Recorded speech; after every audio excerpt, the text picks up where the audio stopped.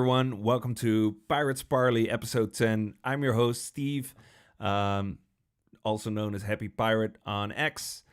This week, I have a very special guest. He has been on Solana since probably before mainnet, and most of the stuff you trade on chain is probably minted on the platform that he founded. So here's to Stephen Hess from Metaplex. Yay! Hey, Steve, that was a beautiful intro. I appreciate Welcome, it. welcome. It's How good have to see you? you as well. We were just talking about this, like longtime trench warriors in the Solana eco. It's been fun to build with you guys at Triton, and good to just see you and connect. It's been a minute. It's been a minute. I remember very vividly the first time I met you. Oh You no, probably don't remember, but it was yeah, I'm curious. it Yeah, was a breakpoint in 2022 in Lisbon. okay. I was gonna say actually, Yeah, yeah, the like and OG hacker house, right? I was very new to the whole live events, and I was doing the Breakpoint channel. Then I was managing it, and that's how I got my ticket to go there. And Awesome. yeah, someone said, "Oh, that's Stephen Hess from Metaplex. Like he helped us a ton. It was some NFT project that yeah eventually rugged, but that's how we met. Yeah, which was pretty cool. But yeah, so since then started diving more in the ecosystem, and now I probably don't fully grasp yet what Metaplex has meant for Solana, but we're gonna dive into that today. So thanks for being on, and thanks for being a friend for the last 4 years. So Awesome. Yeah, I appreciate it. And actually, that was such a fun event. And I have been feeling kind of lately with this like explosion of like AI hacking and open claw that like we're starting to return to some of that. Like we just did an event or, sponsored a hackathon this weekend in SF in Frontier Tower with this group called Funding the Commons, and it was awesome. It was like, yeah, obviously everyone's vibe coding their apps now, so like that's really different. Everyone is kind of like a cranky PM with their like AI swarm. They're like, oh, my prompt was so clear, can't believe it. And but actually, what's interesting then is like the developers are getting more strategic. They're thinking more, more about the field and how to differentiate and about product and like I think some of those early hacker houses and like the early breakpoints, like you saw that as well. And I think like a lot of the builders in the eco had that mix of like wanting to build new products that are just only possible and sort of take on that work. So I'm excited. Like I'm looking forward to doing more hackathons, kind of sort of almost like a return to some of that hacker house energy. I think. I honestly miss the hacker houses sometimes, but the I think one of the things that sets Solana apart so much is that nothing is set in stone and it evolves so fast. So the way we build on Solana is also evolving super duper fast. And I think the one constant on Solana has been that stuff changes all the time. The narrative changes, the everything changes basically all the time, It's which true. is which you guys also have been a big part of. But before we dive into that, tell me a little bit about your background. What are your favorite hobbies? Do you have any pets? Introduce yourself to the audience that doesn't know you yet. Yeah, sure. Yeah, I'm Steven. I'm the founder of Metaplex. Previously had a product at Solana Labs, and so had a chance to help build out the early ecosystem. My first role at Labs was like a mix basically of helping, Eric and the validators and John and Trent and others on stake pools and then like making merch and like the early ecosystem diagrams. So I've always been like like ultimately really fascinated in information technology and like the 0 to 1 creation process, like the ability of finding emerging technology that's like right on the edge of usefulness and then like really understanding markets and customers and product design and like creating new things. And so like I grew up in the Bay Area, and so like I kind of reflect on this. 'Cause there's been a lot of conversation about like what is Silicon Valley, like what is the true sort of heart of Silicon Valley, and I think like for me, growing up, it was sort of like a mix between like the designer archetype of jobs, which is like obsess about the customer experience and the vision and work backwards, and then like the sort of like playfulness, I guess, or like optimism of of Wozniak. And it's like to me that's really like the heart of Silicon Valley is like, the really brilliant technologist who's kind of living on the edge, and then the ability to see through with vision. And so I took a lot of inspiration, I think, from that through my career. And ultimately I think we've had a chance to build some really incredible products, and that's a big reason why Metaplex always sort of feels evergreen. Like, we were first known for the NFT protocol, but actually even before that, really what we delivered was a framework for building apps on Solana. That's really what the first storefront, like that first hacker house, like that was like, what people were pulling off the shelf is like, oh, this is actually how you archetype an app. Triton was very much part of that stack, and still remains part of that stack. And that led us to NFTs, to meme coins, to DeFi, and now to on-chain agents. And so, yeah, it's been really, I think, a great opportunity to like be able to work on that edge. And now with like AI tech and kind of crypto, there really are a lot of interesting crossovers there. I think like there's obviously the instinct, which is like, oh no, everyone's only investing in crypto, like, or sorry, AI. Like every crypto company is like, we have to do something immediately.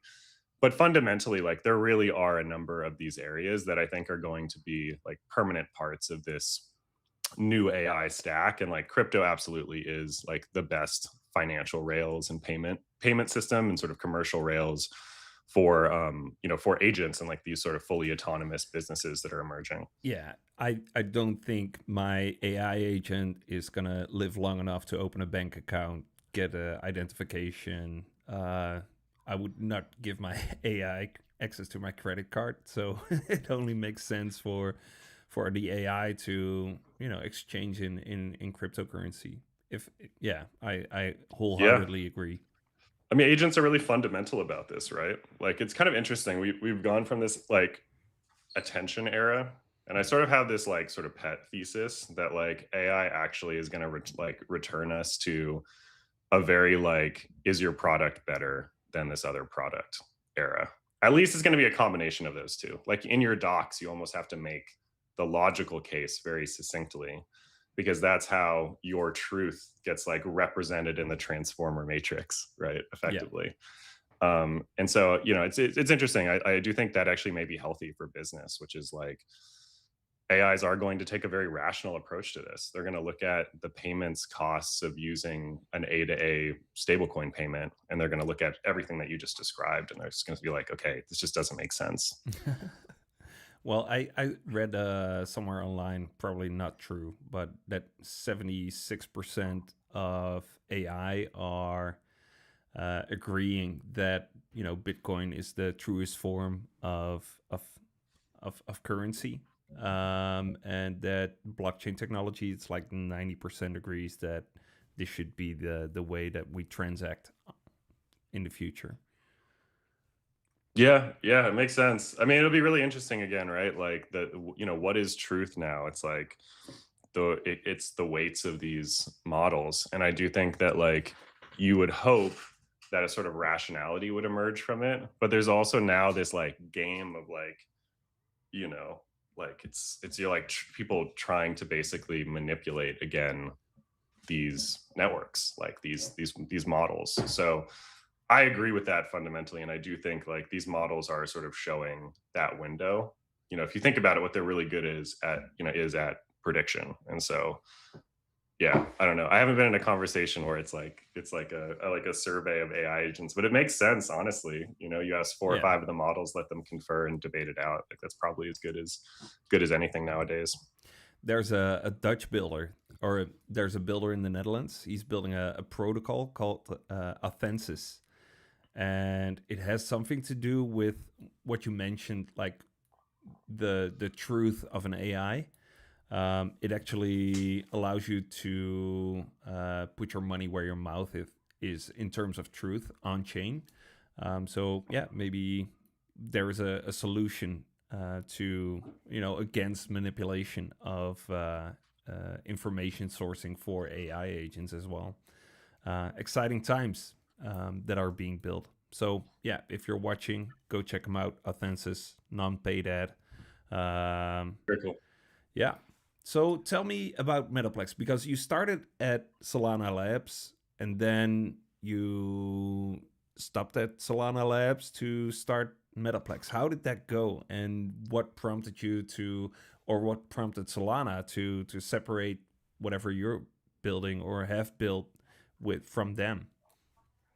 For sure. And like, to be clear, at that time I was, working across a number of different projects in the ecosystem. Metaplex was a really important piece, actually. The way it was initially concepted is that you had an anchor protocol in Serum at the time around decentralized finance with a central limit order book sitting at the center, and that we were going to have also decentralized commerce, which required a different type of protocol, namely around non-fungible tokens, but also structuring data around fungible tokens, and like some of these like semi-fungible use cases. Like there's some of these gray area use cases, and Solana needed a framework, needed an ontology for like how to think about these assets and how to transact, buy, sell, launch, and trade these assets.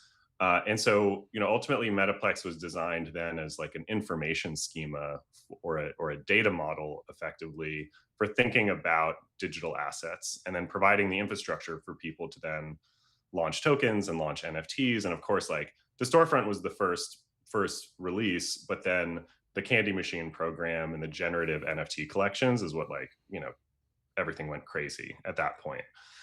And I think if you look back in hindsight, that era was really important in like building the like community glue that then allowed for actually a lot of these DeFi and payments and stablecoin use cases to emerge.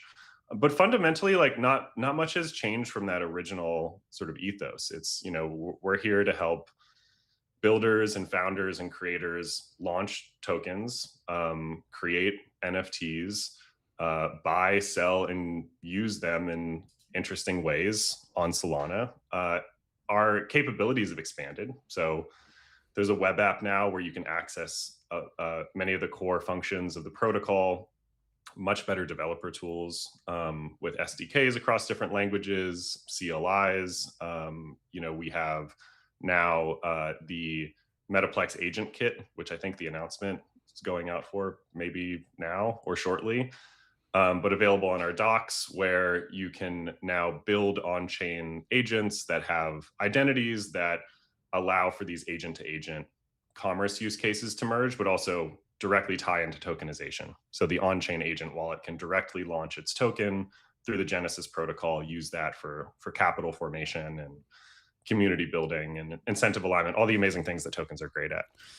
And so, that the types of assets that we're now building is now numerous. And like, I think we're seeing the potential of this technology really come through, where now, we're looking at like stock tokenization and IP tokenization, and like, how do we bring these new markets on chain and tokenize them? But that universal core of like having an opinion for how the data of assets should be structured, having really good developer tools, and now having this like really nice consumer entry point. I think, in many ways, it actually feels like the first time, this year, where we've had like the complete stack available to users and builders. That's also very exciting, as like, we did launch in 2021, like we've been at this for some time, but we're still building into the potential of the project. And, some of those pieces are like literally, shipping today. Nice. So you heard it here first, people. That's right. Actually, this is like quite literally, it's been fun. We've been like, we kind of switched the way that we've been building, where it's like, the devs effectively have like green lights. They're running features end to end. So it's, yeah, I gotta like shout out like, Yako and Mac and the Patrick on our comms team, because like basically now the mode is like, all right, you like see in Slack this thing is built and it's heading out the door, and like we're getting it out to the people. So it's been fun. Nice.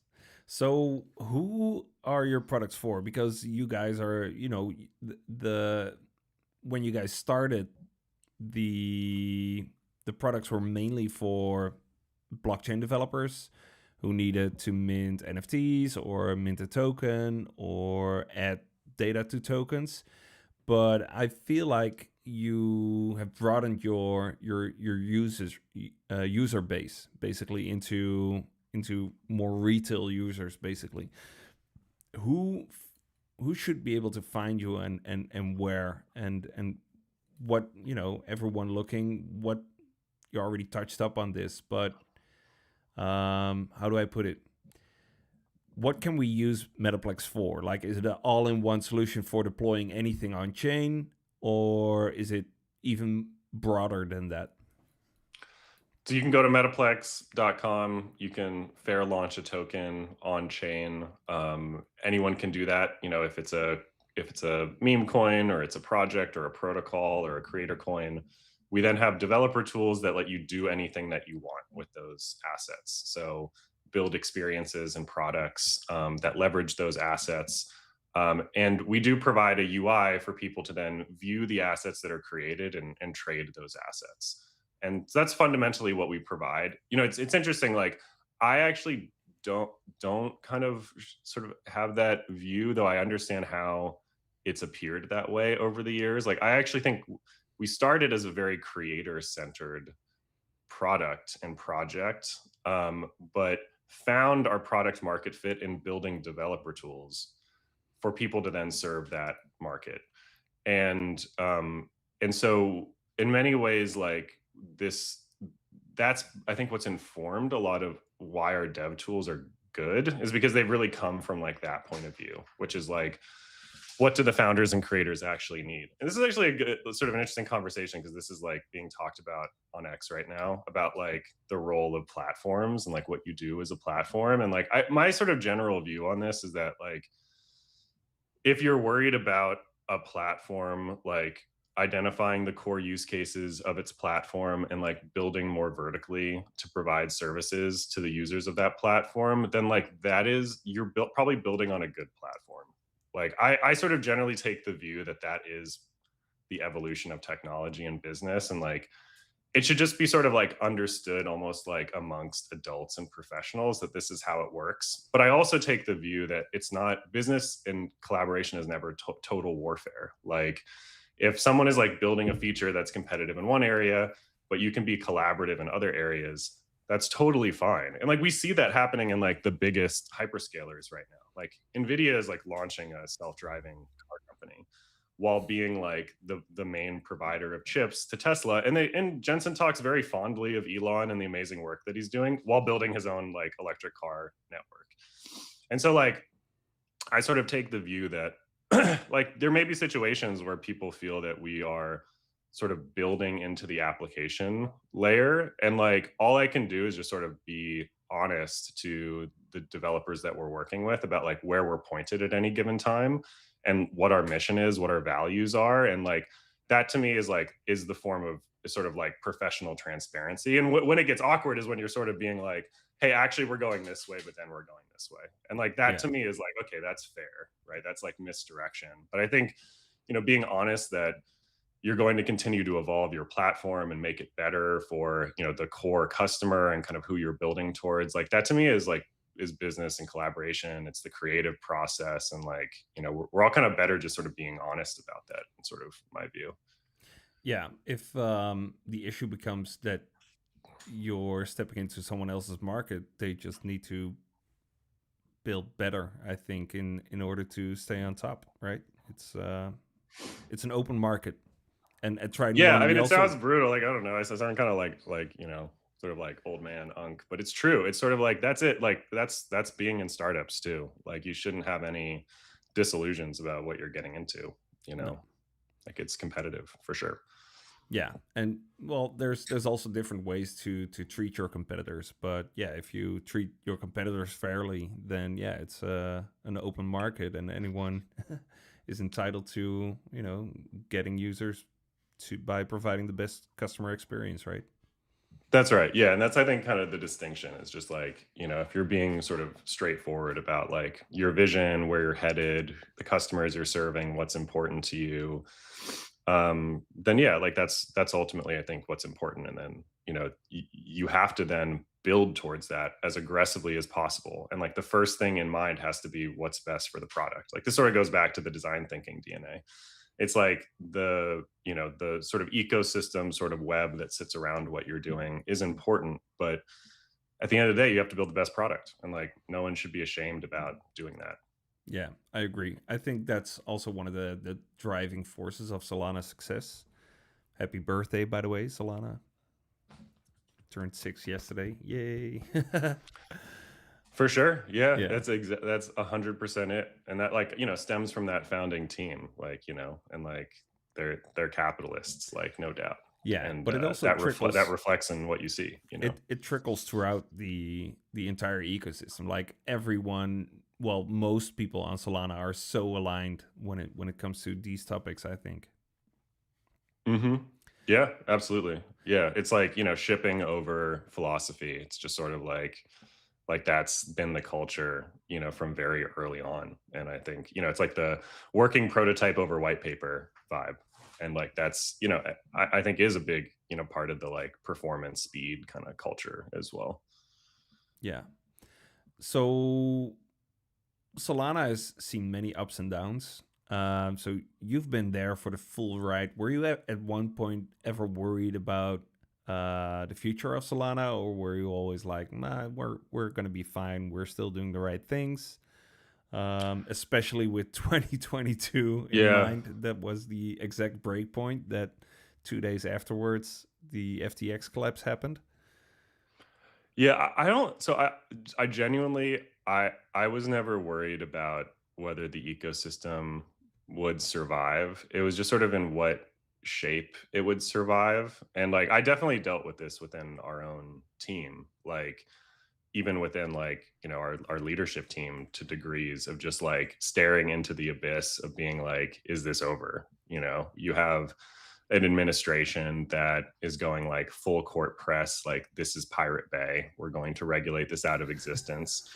And then you have like, lawsuits against every major crypto company and like SBF, who's like, these are people that we worked with regularly. Like this was they were a big part of the ecosystem development at that stage. And so, but fundamentally, again, if you take a look at the technology and how it's built and the resilience, and you understand like the grit of the team, and you sort of know who they are, you're like, okay, like you're going to find a way through this. And frankly, like, I think that's kind of part of what got us through this as well, is like, maybe it's like my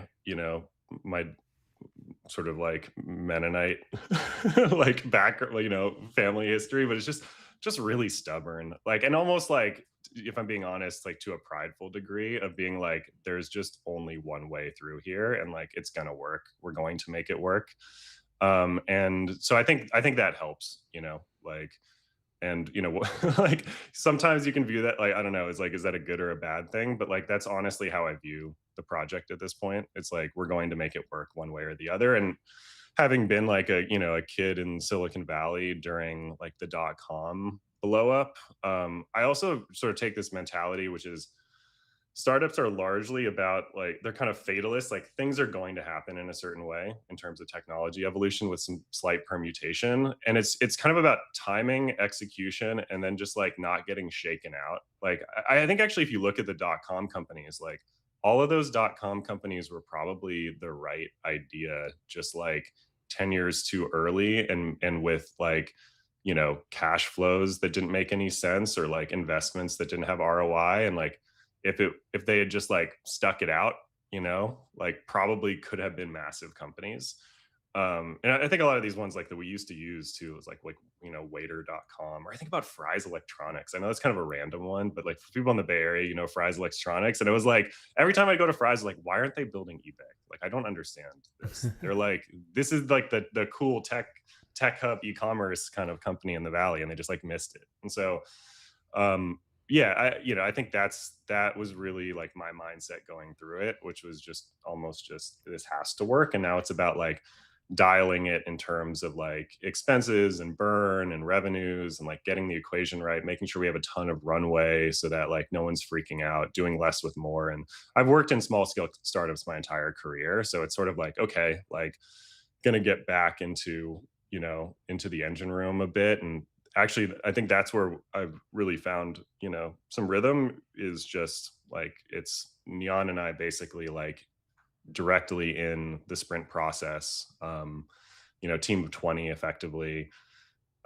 just shipping and just like moving in a closed loop, really senior team, mostly senior kind of principal level devs, really good leads and like the functional roles, and then just pushing like using AI systems to scale and to like ship faster. But it's fun. I think actually a lot of companies probably in the remote AI era will find a lot of leverage around that size, because you then do have the ability to like almost solve the human coordination problems, which now are potentially the larger bottleneck in like the software release process. So do I understand correctly that Metaplex is only 20 people?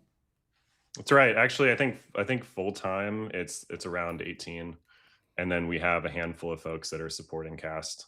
But as I said, it's like it's all senior and principal basically. It's like that's the view. It's like we kind of look for people who can take features end to end that can like lead through the full software development life cycle. And so the way I look at it is like each one of those people is like a team kind of on their own at this point, and that's how we almost sort of model the work. But that's crazy because Solana really would not be the same without your products. Basically, what would be missing in the Solana ecosystem if we would just swoop in and take out everything that Metaplex has built? What would be missing at that point? Yeah, I mean, it's quite a bit, right? And I have to give a ton of credit to the team because, folks like Tony and Mark on the DevRel side, like they support a massive ecosystem, and they've been able to do that by like finding leverage through really good docs or now like optimizing agents. And so, yeah, I think, we sort of taken that view, basically since that bear market. And I think we've, ended up really benefited now from, sort of taking that sort of approach out of necessity where like those tools become kind of how we work. Uh, so yeah, I mean, it's a lot. When these like other SVM chains were coming out, which like, I guess a few of them are still pushing, it was interesting because it was basically we're getting kind of calls being like, hey, like people can't deploy their programs until you guys deploy Metaplex. Like this, none of these Solana programs work without you guys. So that to me was like a pretty good indication of kind of like how sort of fundamental we are. There's a lot of like, if you want to like operate a Solana program, in most cases, like you're building that with Metaplex. Nice. So that's like a huge compliment, basically. Like, oh, I expected this to run, but actually, it's not built in Solana. It's a Metaplex thing. Yeah, exactly. And so they were like, hey, like, can we get can we get your help like deploying to these new SVMs? And so, it is like standing up a new SVM and running it is work. I think you've maybe talked to some of those teams or done some work in that area. But yeah, I mean, it just kind of shows like in the way that sort of database technology provides this like backbone in terms of structuring information that allows you to do all of these things. Asset protocols on blockchains are actually really fundamental to anything digital asset related. And we've seen this now like with the program architecture, and there was a lot of controversy around this kind of over the years around, oh, it's way more centralized. But that allows you to iterate much faster, and it makes the network much more performant. And you can do things like P token now, where you can like swap out an entire program and optimize it like at the bytecode level, and you get these network advantages as a result. And so I think that's part of what we've been able to do is we've been able to like iterate on this asset layer, the kind of the information model and sort of functional model for how assets work on the blockchain. And that's really like accelerated the quality of apps that are being built and like the quality of the ecosystem. I And we've done a lot of work, obviously, like on the indexing side, right, with DOS API, and then like optimizing the RPC implementation. And again, like that stuff, so like we play a really foundational role, but like a lot of this stuff really has been to the benefit of developers, even if maybe the end user doesn't really see it as they're like clicking around and using apps. I think, yeah, well, the centralization issue or decentralization comment or argument, right? There's no one stopping anyone from building the next Metaplex, right? All you guys do is open source. So basically everyone can contribute. If everyone contributes, how centralized is it? You could argue that Linux is also centralized in that sense. Yeah, it's true. I mean, permissionless blockchain, anyone can deploy their own metadata standard. And like there are alternatives to using Metaplex. And I think that's ultimately healthy, right? Like, and as we talked about before, I have no expectation, right, of anything more. I think if you're not continuing to like, innovate and replace and displace yourself, then like someone else is going to do it. Yeah, I agree. If you're watching and you have any questions for Steven or Steve, just drop them in the chat. I see Tony just said a little hello there. So thanks for watching. Hey, Tony. Tony's the goat. Yeah, we were gossiping about you, Tony. The one-man army. He is a one-man army and a hell of a photographer as well. That's true. Many talents. Musician. For sure. International mogul now. Yeah, true. He drives sports cars as well. Yeah, that's right. Yeah, Tony on as a guest. Maybe the Steve and Steven podcast is a thing. We'll bring Tony on. Oh yeah, for sure. Well, I might be able to have him join in if he finds the link and the password to this stream in the Slack channel, wink wink, and he comes on. I can probably add him to our conversation. Yeah, let's do it. We could talk about Agent Kit a bit if Tony's able to jump on. If he wants to, yeah, why not? Yeah, we can do that. I feel like Tony's like probably like eating dinner, but he's still gonna join. Just know it's late for you. It's late for you. It's late for you too, right? We're evening time for you. I'm still on coffee. Yeah, well, I'm still on coffee too, but yeah, it's 5:30 here. So let's talk about the Agent Kit, because AI agents have been all the new hype, but there are some essential parts missing of having an on-chain agent. All right, let's see if we can bring Tony on. So what does it mean? What makes an agent on-chain or off-chain? And what gaps is Metaplex filling right now when it comes to on-chain agents? Yeah, it's a great question. And, I will admit that I almost didn't believe this at first because it just started as a joke. Like we were working on the 3rd gen NFT protocol, the MPL core program. And as Keith and Michael, who were leading that project with Neon, were like working through it, they're like, oh, we could like add a wallet to the NFT. Like that would be funny. Like we can let it execute transactions atomically. And we had enough sort of collabs with gaming companies at this point where it's like that idea didn't seem like totally insane, but it was like kind of funny to us at the time. This was about 2 years ago. And so we're like, let's do it. Let's just add the execute instruction into the NFT protocol. And when we rolled out that NFT protocol, that wasn't necessarily the main thing that people sort of took interest in. It was really actually, it's 80% cheaper. The compute is way less. It's like also kind of around 80% less compute. It's much easier to work with. You don't have all these different accounts like you have with SPL token or token 22, where it's really hard to manage. It's all nicely in one account. And that alone like was enough to get that program integrated effectively everywhere, like every wallet marketplace app, etc. So it is really the new standard for NFT projects. And now, sort of alongside of it is this on-chain wallet, which allows any NFT to then turn into an on-chain agent. And this architecture actually has a lot of advantages because the agent now is portable, it's atomic, it has its own internal wallet, it has its own internal metadata, so you can register the agent. That then through DOS API and through all the indexing infrastructure, you now have an agent registry that's indexed everywhere. These agents can expose X402 endpoints and APIs. They can start transacting amongst each other. They can set up different types of contracts and relationships. Agents can create their own agents that can sit in their own subwallets. So you can now have on-chain swarms of agents with basically separate escrowed wallets.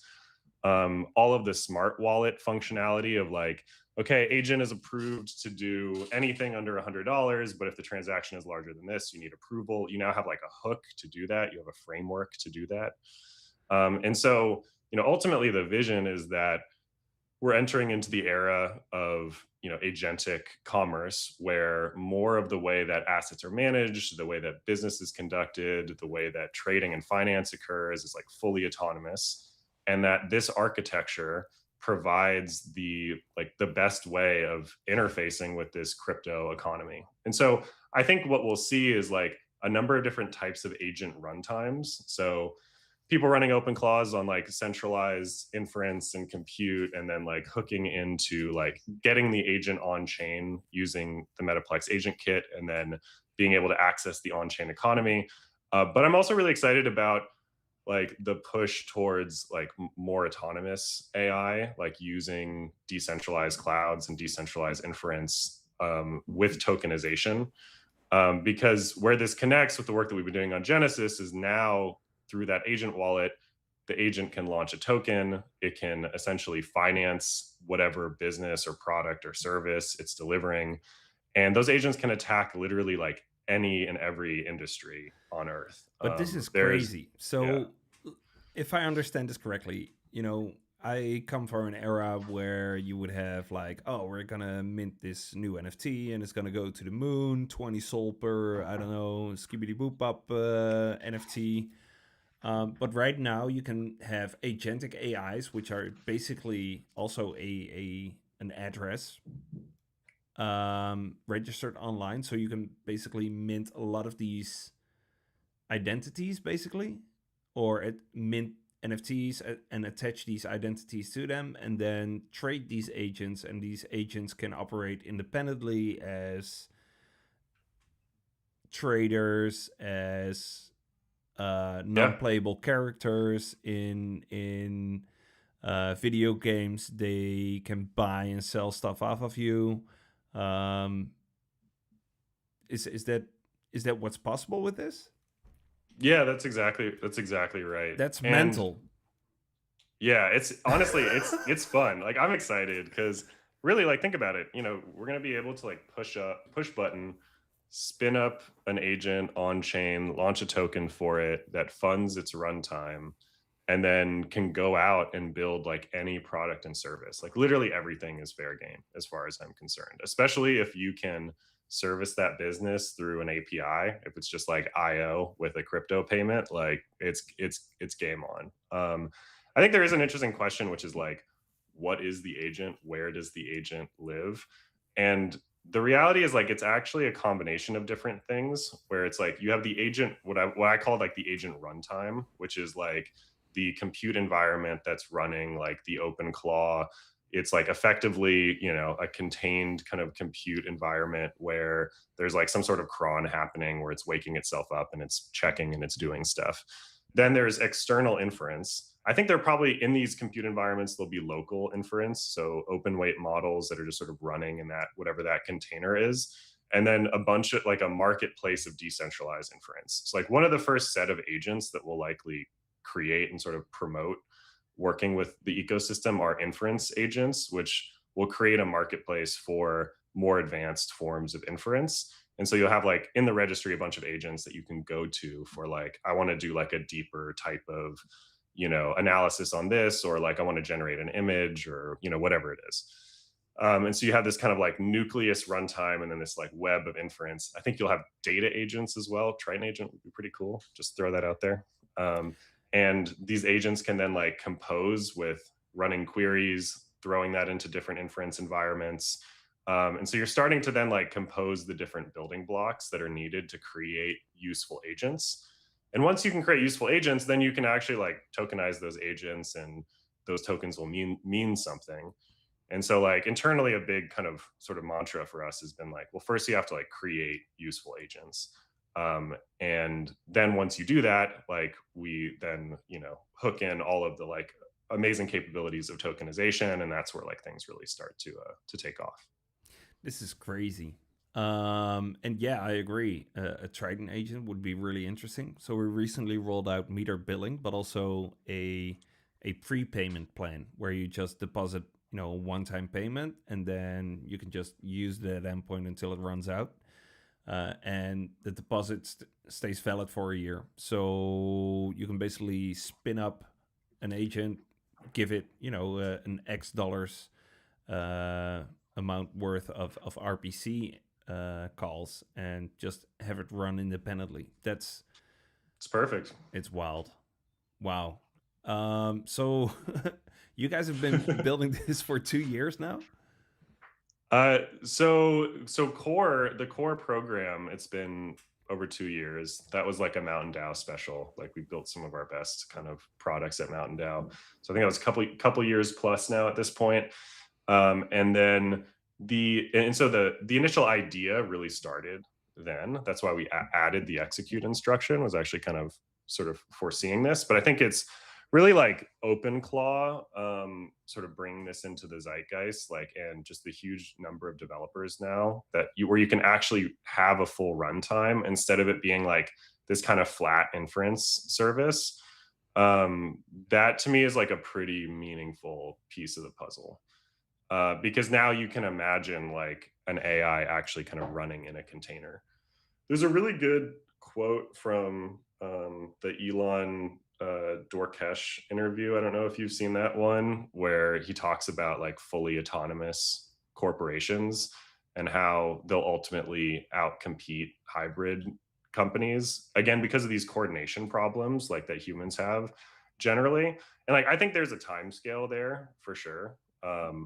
But I do think we'll start to see some of that in like some of these more self-contained type of use cases. We actually almost are already seeing that with like influencers. You have these like AI influencers that are basically, as a business, creating content.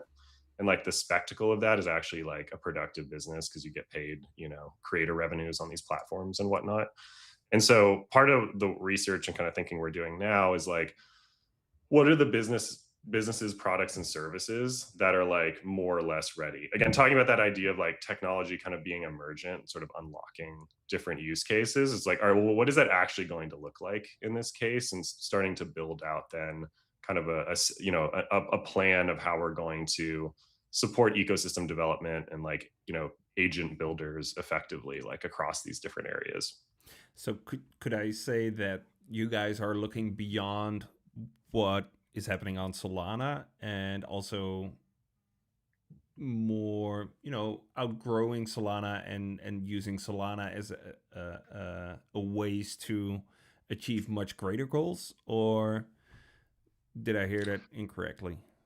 Well, so like from like a blockchain sense, no. Like I don't think we have any plans to like build on any other blockchain and think we can get sort of everything we need in terms of like building that permissionless, sort of trustless, like economic layer. Like that's sort of how I would view the blockchain for agents, is like it's both finance and commerce, and sort of a credibly neutral, trusted rails for that.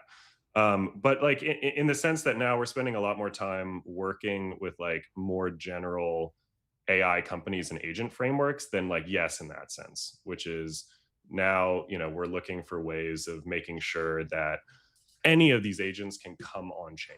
That might be the way of looking at it, which is like we want to make, so that with the agent kit, like any agent can become an on-chain agent.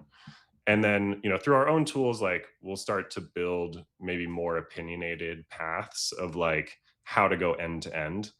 That is more of a consumer product experience. But Right now, it's actually mostly kind of like, again, as I was saying, it's like hacker house vibes. It's like going to, finding these like new frameworks, like hackathons, startup founders that are building with these frameworks, and like jumping in and just trying to find useful applications that are going to then tell the story of like what the sort of platform version of these products will look like. It's crazy. Like half a year ago, you barely heard anyone building, anything related to AI, except for a few people that jumped on some hype train. The generally speaking, not mistreating the people that are actually building the AI stuff.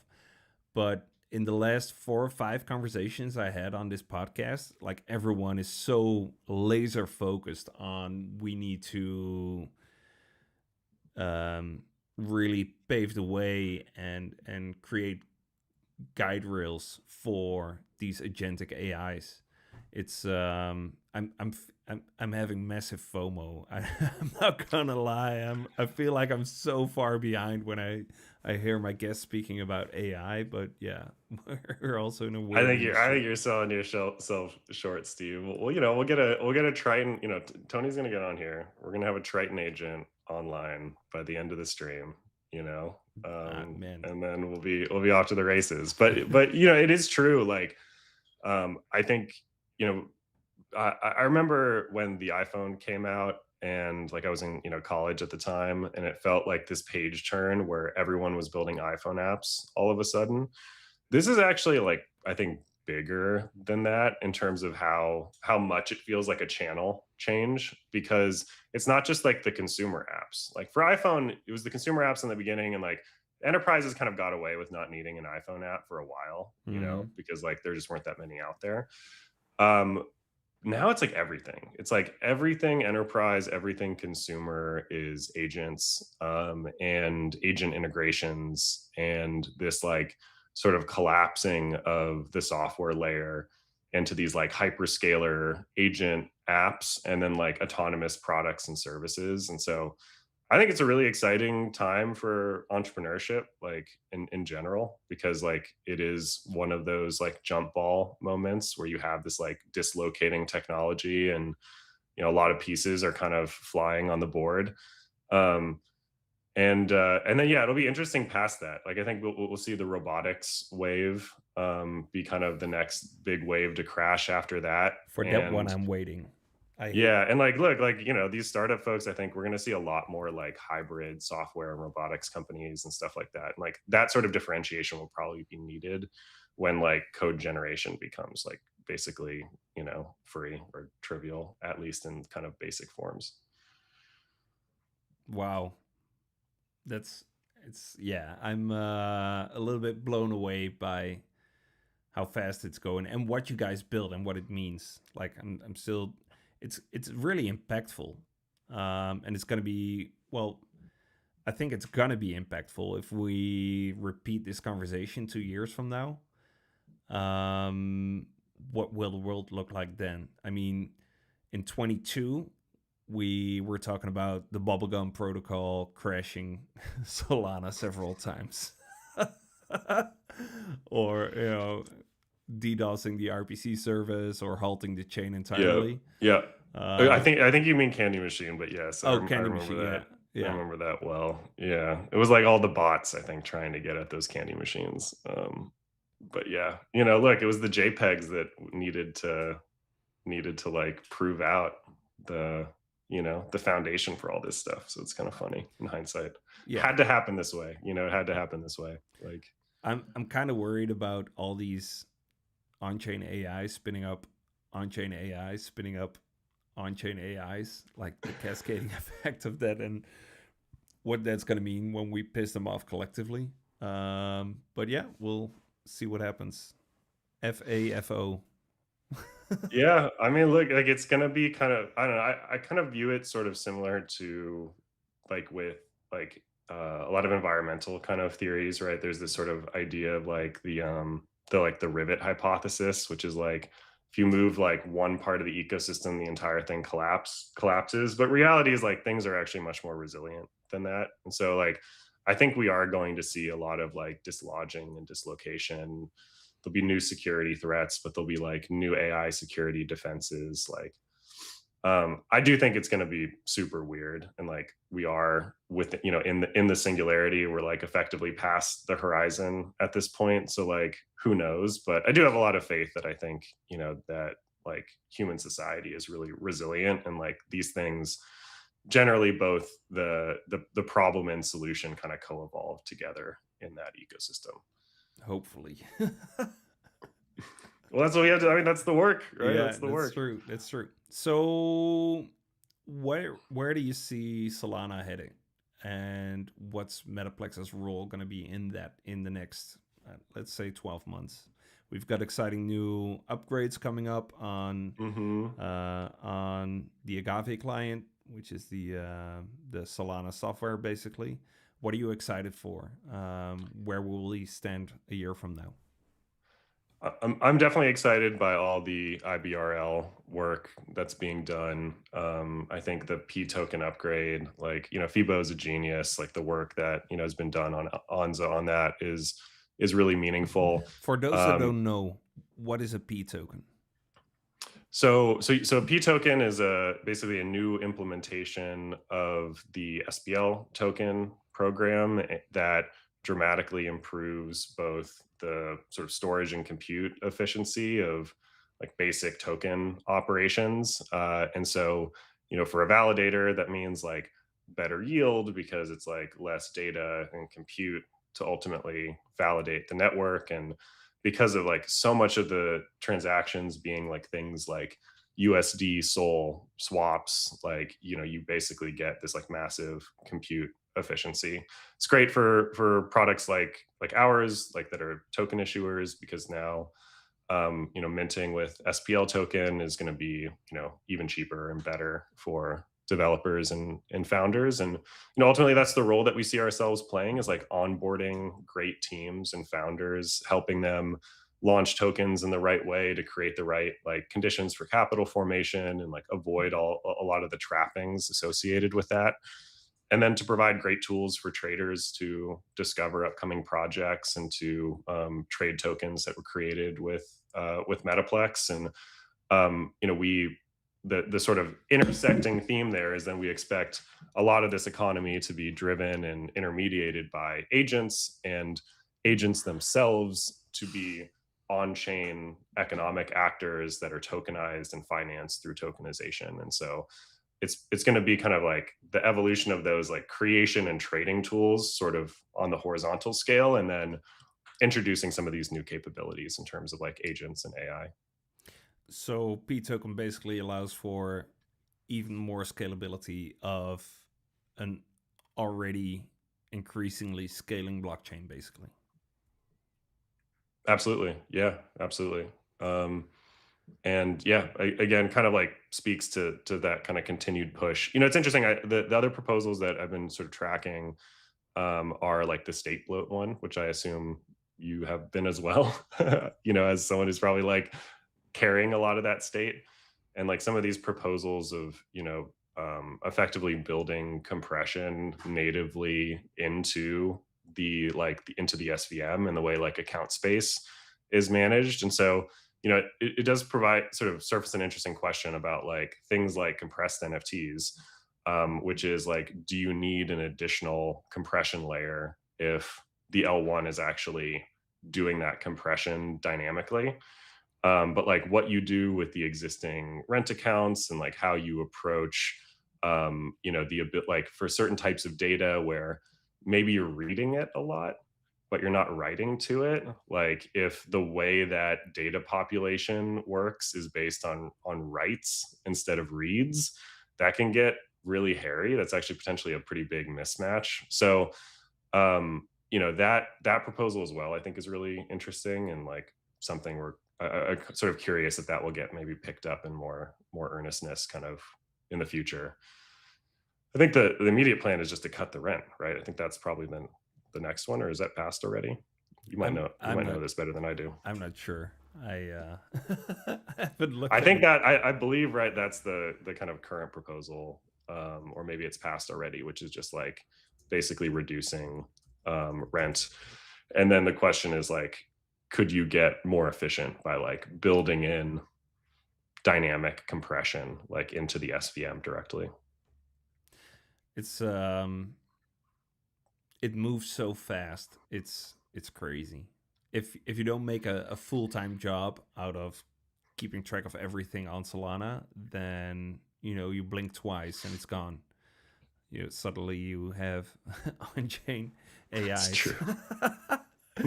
Oh man. All right. The NFTs have become super intelligent. You look Yeah. away to grab a coffee. What is happening? Yeah. Exactly true. So we're coming up on an hour right now. I'm not sure if you have a hard stop. No, I'm good to go. I'm sort of curious if Tony's gonna come through. Yeah. But yeah, I'm happy to stick on. All right. I'm checking my chats a little bit. I think this agent token announcement will be going out soon. People have been getting the preview, but I think it actually is live on metaplex.com/docs/agents if anyone's watching and wants to check it out. And then we created a UI for it at metaplex.com/agents. Cool. Tony is literally shipping the thing, so it looks like he's not going to join. But yeah, I mean, I could stick on. Maybe if Tony's not going to join, we can talk a little bit more about the agent kit if you want. But yeah, whatever's good. Let me see if I can share my screen and look at the website together. Cool. Sounds good. See browser. Let's go.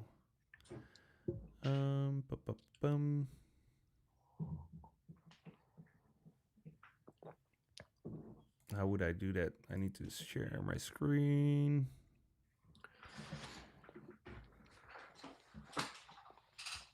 There we go.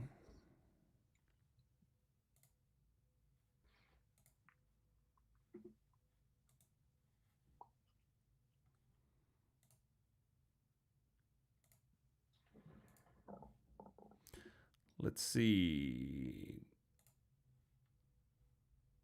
There we go. Not sure if you can see this. Hey, there we go. Yeah. All right, let's zoom out a little. Do you actually want to register a Triton agent? Yeah, why not? Just make sure you show your private keys on stream first. Yeah, that's a really, really good point. It's the people's agent. Let's see. How do I? Oh man, adding a new thing is it's pretty crazy. Let's see. Move this out of the way. And then I need to make this a little. Oh wow, this is zoomed in so massively. I'm grabbing this from another screen. All right, here we go. We just make everything 120 point font. Yeah. The end state of compute is just like monkey yells at computer. I'm convinced. So just make everything giant font. Oh man. So I'm using the webcam from my MacBook, which is a good one, but yeah, it also puts this really weird ratio on it when I import screens from or screen share from other screens. Oh, okay. Yeah, let's see. Yeah, I made an attempt to like trying to do OBS at one point, and then it works, but yeah, you need to know how it works. There we go. All right, here, register an agent. I've got it. All right. Cool. So register an agent on Solana by binding an identity record to an MPL core asset. So, all right. So yeah, you just like step back. It's like, okay, you got yourself an agent. You have an open claw or a nano claw or like, like a Sol agent or a Hermes agent. Like there's some, bunch of really cool frameworks that are getting built. You can then install the Metaplex skill that gives the agent access to the Metaplex program library, as well as like the underlying capabilities of the agent kit. It can then create its own agent identity on chain, and which gives it an on-chain wallet. You can then fund that agent wallet. You can decide how much you want to fund it. You can kind of meter it if you want. Again, I think some of that will get more automated and built out into the framework over time. And now you're up and running. Like, you can really do anything at that point on Solana. Like, your agent could be deploying programs, it could be transacting with programs, it could be using the native capabilities of Core to publish data, publish X402 supported endpoints. So that's where we're starting to think about some of these utility agents. Like, what is the sort of foundation of this economy? And it's like, okay, like probably some inference agents, probably some data agents, maybe some trading agents. Talking to some folks like Idly AI, which is a great team that's building like virtual idols that are content creators. And so ultimately the registration is like the backbone to the system, and that it broadcasts like, okay, this is the agent, this is its wallet, this is who the agent is, all of the agent metadata, and then provides a global index for like what services effectively are available in this agent economy and can be paid for. That's great. So this is like the dev tools and docs to do all of that. And then where this gets pretty exciting, like from a internet capital markets perspective, is now you can plug in the Genesis protocol and the agent can tokenize itself and use that to continue to finance whatever it's working on. Let's see if I can find that Genesis. So yeah, there's the created token. The Genesis stuff is like, we're still I don't know if anyone's actually successfully gone end to end yet with the agent wallet to a token.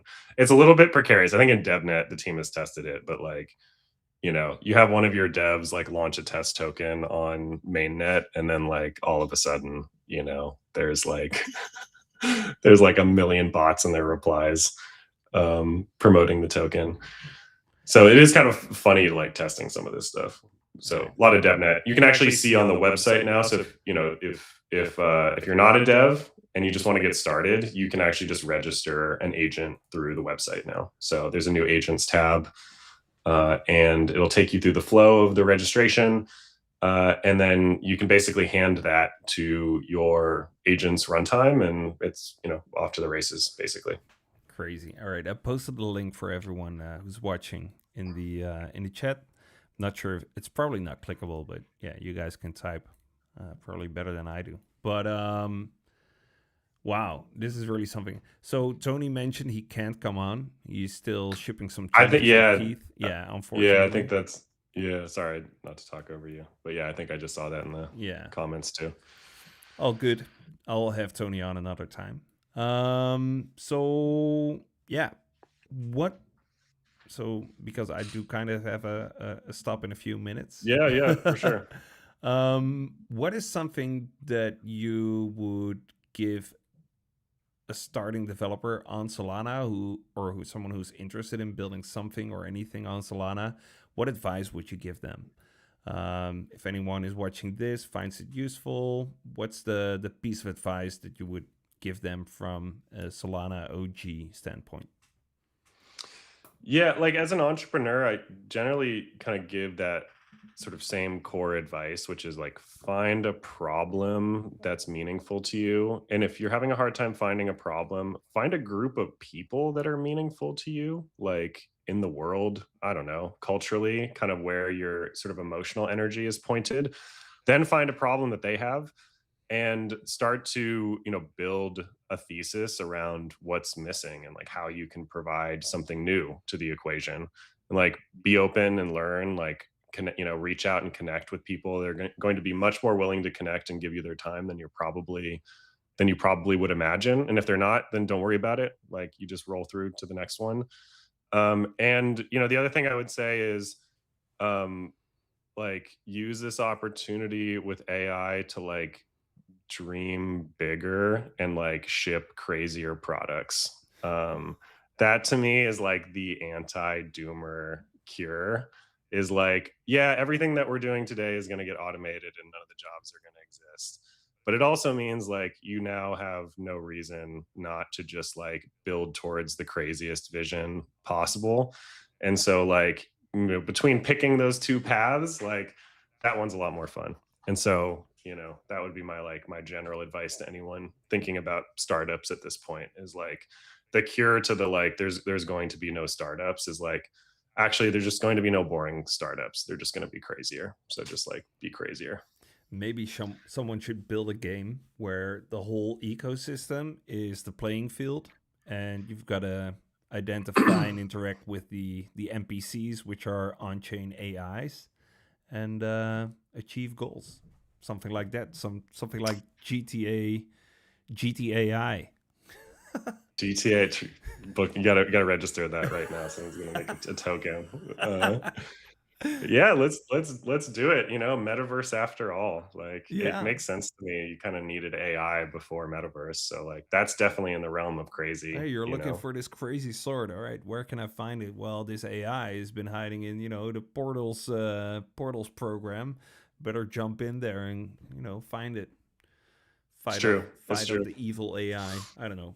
Just jamming here, but yeah, it's so fun that you guys are really leveraging Solana and your stuff to be able to just dream up shit.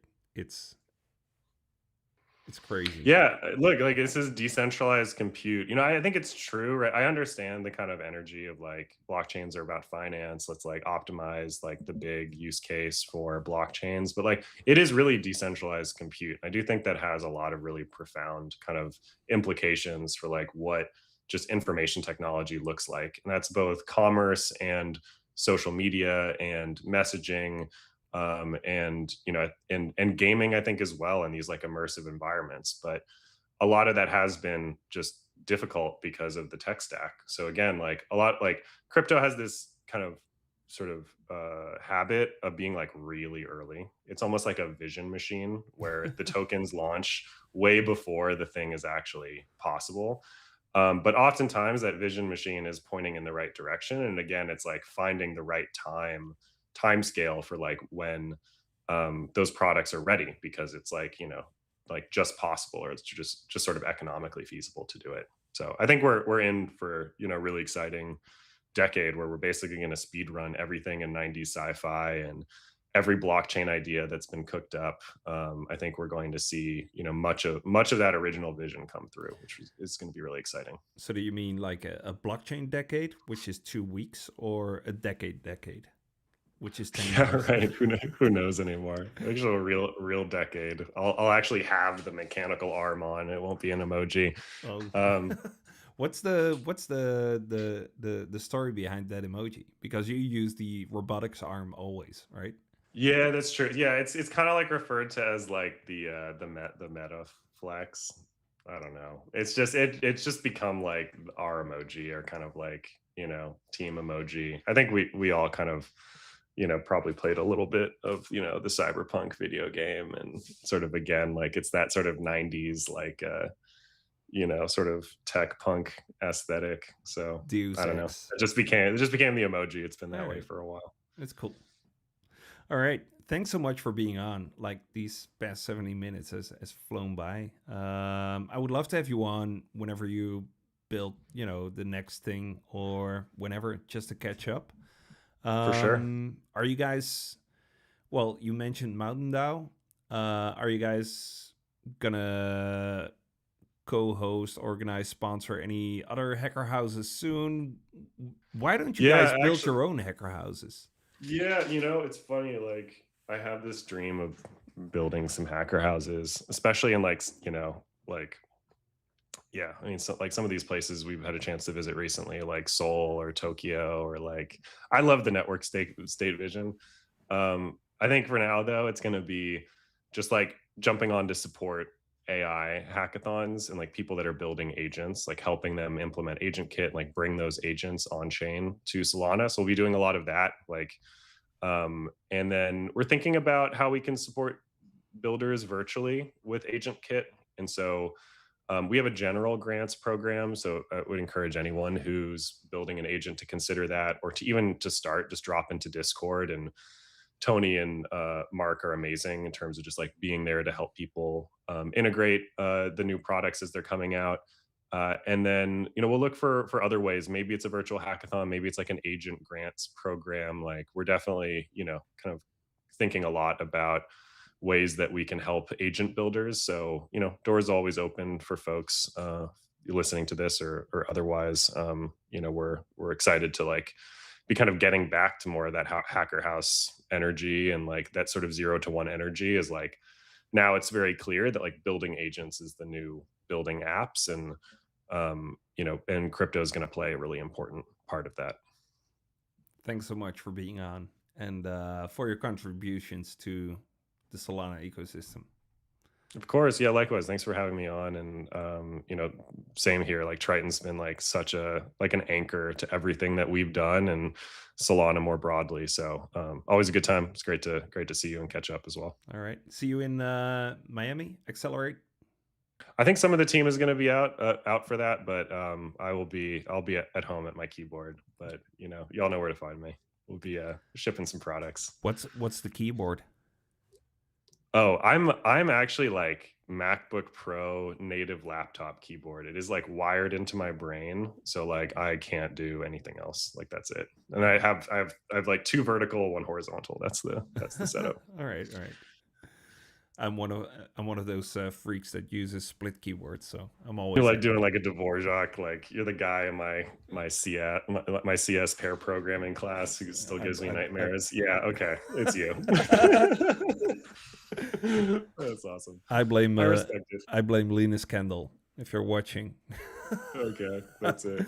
All right, thanks so much. Cool, man. All right, have a good one.